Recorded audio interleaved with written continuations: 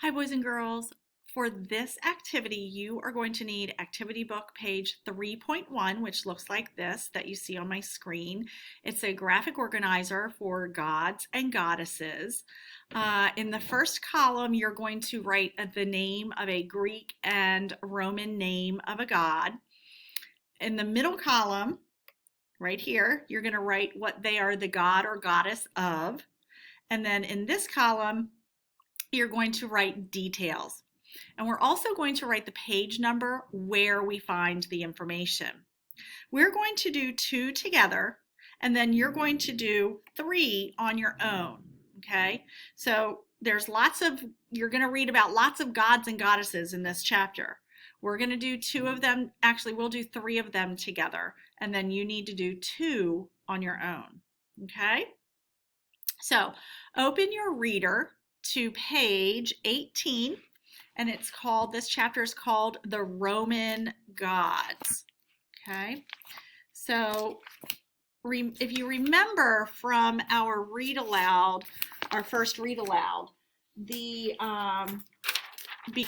reason we have the Roman and Greek name is because, remember, there were Greeks already in Italy, and then they sort of all started creating their own Roman culture together.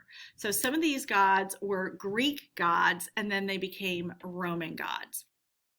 So here we go. Let's learn about the gods and goddesses of Rome. The ancient Romans did not believe in one god who ruled the entire world. They believed in many gods. In many ways, the Roman gods acted like human beings. They ate and drank. They played tricks on each other. They fell in love and got into fights. But there was one main way in which the gods were not like human beings. The gods were immortal. Human beings might live for many years. Some might even live to be 100. Eventually, though, they would die. The gods, on the other hand, lived forever. They did not and could not die. They're kind of like superheroes, right? Kind of like our Avengers. The Romans' ideas about their gods were similar to the ancient Greeks. In fact, they worshipped many of the same gods as the Greeks, but they called those gods by different names. The chart shows the Roman names for some Greek gods you may already know. So we have the Greek name on the left and then the Roman name on the right. So we have Zeus, Jupiter, same god, different names. Hera, Juno, Poseidon, Neptune, Aphrodite, Venus, Eros, Cupid, Ares, Mars, Hermes, Mercury, Dionysus, Bacchus, I believe, Athena, Minerva, and Apollo.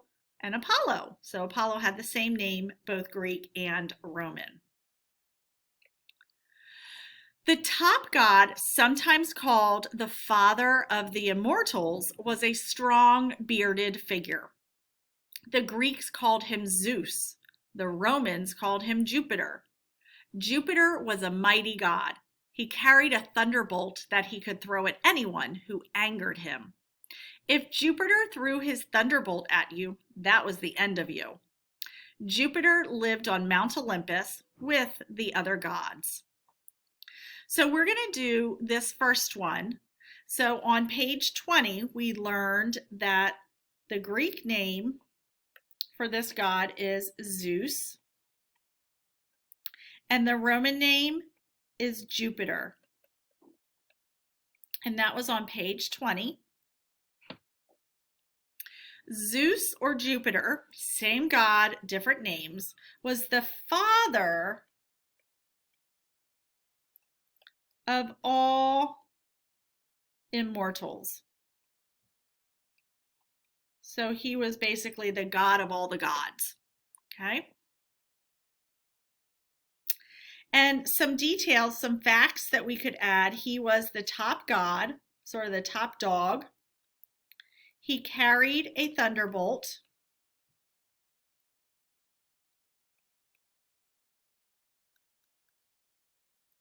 and he lived on Mount Olympus. Those are three big ideas about Zeus or Jupiter. Please pause the video if you need to and make sure that you have those things written on your chart. And then we're going to move on. Juno was Jupiter's wife. She was the goddess of marriage and the protector of wives. The Roman gods were all related. They were like a big family. Jupiter's brother, Neptune, was the god of the seas and ocean. So here we have Juno, which I'm going to go back to our chart here. So Juno was her Roman name. If we go back to the chart, we can find that Hera was her Greek name. So we have Hera / Juno. I am more familiar with the Roman god name. Well, that's not true because Zeus I know is a Greek. It's interesting, as you go through your schooling, they're going to become known as one or the other, really. This was on page 21. We learned that she is the goddess of marriage and the protector of all wives. She's the protector of wives. And really the only detail they gave us more than that is that she's Jupiter's wife. She's Jupiter's wife.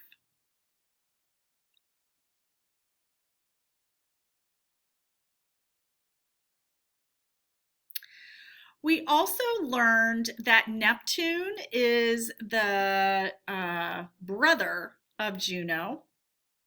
So I'm going to go down here, and his Greek name is Poseidon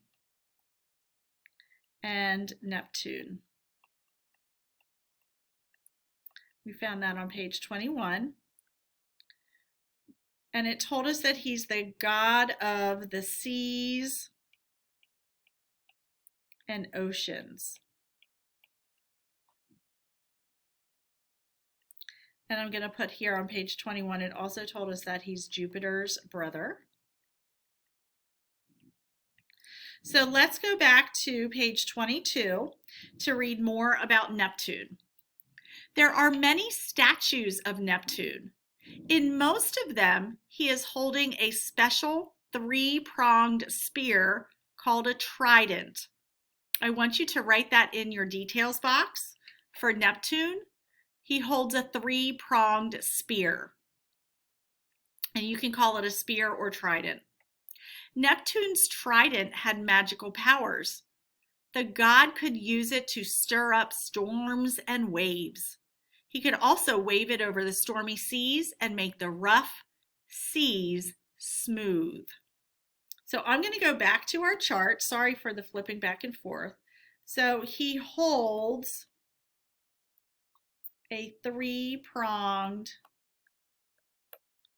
spear or trident, and he can stir up a storm. I would not want to get on his bad side, and that was all on page 22.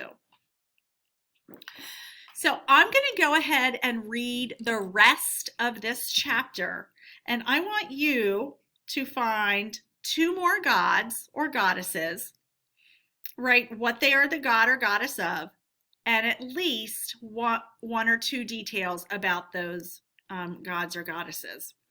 So let's go back to page 22. Roman sailors prayed to Neptune. Great Neptune, they prayed. Send us good weather and smooth sailing. Well, that makes sense. If you're out on the ocean or sea, you don't want rough waters. Mars was the god of war. Soldiers would pray to him before a battle. The Romans fought a lot of wars, so they spent a lot of time praying to Mars. If you want to use Mars, go ahead. and go back and find his, let's see, we have to determine Mars was his Roman name, so you need to find his Greek name, Ares. And if you want to write that down, you can. Write down what he was the god of and a fact about him. Mercury was one of Jupiter and Juno's sons. He was the messenger of the gods. He was as fast as a flash. In paintings, he is often shown with wings on his hat and his shoes to show how fast he was. There's another one you could use. Venus, the goddess of love. She was very beautiful. If Venus wanted someone to fall in love, she could send her son Cupid on a mission. Cupid would shoot the person with one of his magic arrows. The person would then fall in love with the first person he or she saw. Cupid is still with us today. You will see little Cupids all over the place on Valentine's Day when we celebrate love. How many of you knew that's where Cupid came from? Very interesting. So the Roman culture is still with us today. Very fascinating. So here you could do Venus if you wanted to on your chart. Mercury, Venus, Mars, Jupiter, and Neptune are the names of planets in our solar system. These planets are named after the Roman gods. For example, the planet Mars is named after Mars, the Roman god of war. So there, some of us were curious about this solar system picture, and that's what it is. This planets got their names from the Roman gods. My next question I'm wondering is, why did they name certain planets after certain gods? Vulcan was the blacksmith of the gods. He melted iron and other metals. Then he shaped the metal to make a sword, a helmet, or a shield. Vulcan was the god of fire and volcanoes. There's another one that you could put on your chart. And Kevin is right. They did use metal. Over 2,000 years ago, they were using metal. That's pretty amazing. Apollo was the god of the sun. Here's another one you could use. He was also the god of music and poetry. Apollo is another god who was worshipped by both the Greeks and the Romans. He had a famous shrine at Delphi in Greece. When the Greeks and Romans wanted advice, they would send messengers to Delphi. The priestess of Apollo would give them an answer. It was almost never a clear answer, though. Often it was more like a riddle that they had to figure out on their own. Minerva was the goddess of wisdom. She was also the goddess of crafts and weaving. According to legend, remember, a legend is a tale from long, long ago that has some parts that aren't true. According to legend, Minerva was not born in the usual way. One day, Jupiter complained of a headache. Then, presto, Minerva sprang fully grown from his head. Minerva's special animal was the owl. Sometimes she was painted with an owl perched on her shoulder. And her special animal was the owl, and maybe that's how we came to associate with like the wise old owl, owls with wisdom. Interesting. Diana was the goddess of the moon. She was also the goddess of the hunt. In statues, she is often shown as a young girl with a bow and arrow. Sometimes the sculptor will also show one of her dogs or deer.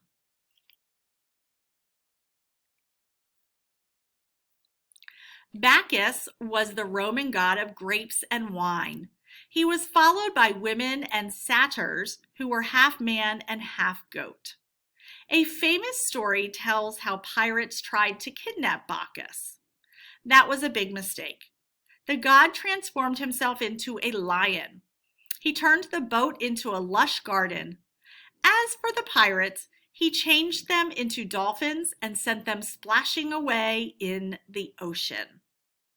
So boys and girls, I'm going to go back here to your chart. So we did 3 gods or goddesses together. You need to have the last 2 of the chart filled in from the remaining reading of the chapter. So I'm looking forward to see which ones you chose to put on your chart.